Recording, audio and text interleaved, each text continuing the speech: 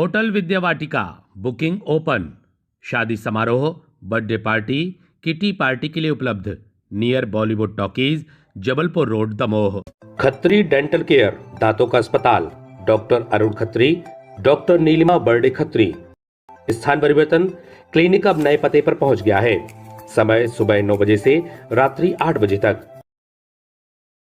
हमारा नया पता, Khatri dental care, union bank of India के बाजू से, राय चौराहा, दमोह। युवा नेता सिद्धार्थ मलैया द्वारा आयोजित हो रही 4 दिवसीय जनसंवाद यात्रा के अंतिम दिन राजापटना में स्थित 1008 अजितनाथ जैन मंदिर एवं राजापटना के बगीचा में विराजे श्री हनुमान जी के दर्शन उपरांत यात्रा का शुभारंभ हुआ।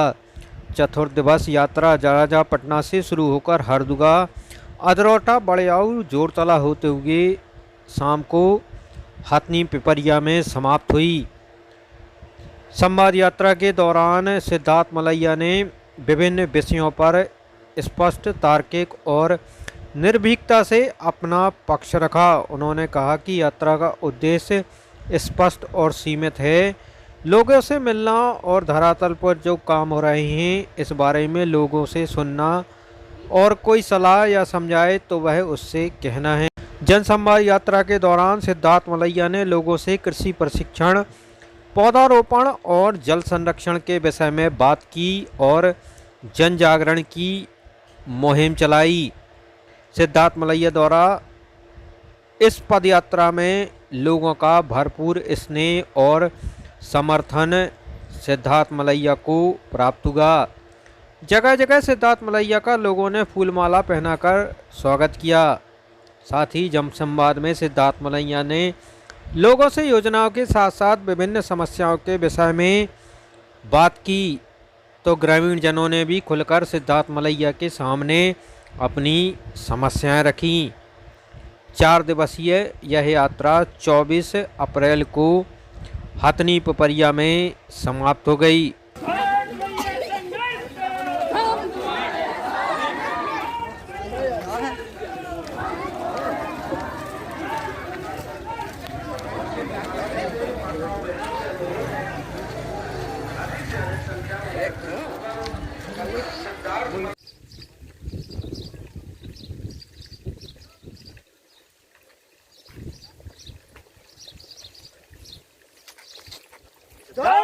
संघर्ष करो, हम तुम्हारे साथ हैं।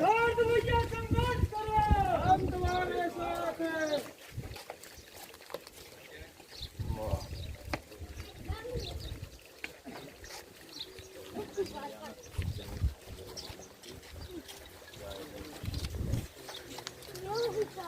यात्रा का उद्देश्य बहुत साफ है और बहुत सीमित है।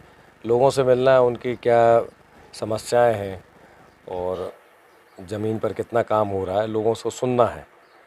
उस बारे में कुछ हमारी बात है या कुछ उसकी समझाइश है तो वो बात कहना है, एक संबंध स्थापित करना है और वही यात्रा का उद्देश्य है। वो पूरा हो रहा है, अच्छे से हो रहा है। लोग जो बात सुनने की है उसे सुन भी रहे हैं, समझ भी रहे हैं और अपनी बात जो है वो हमें बता रहे हैं, हम उसे लिख रहे हैं, नए अनुभव हो रहे हैं।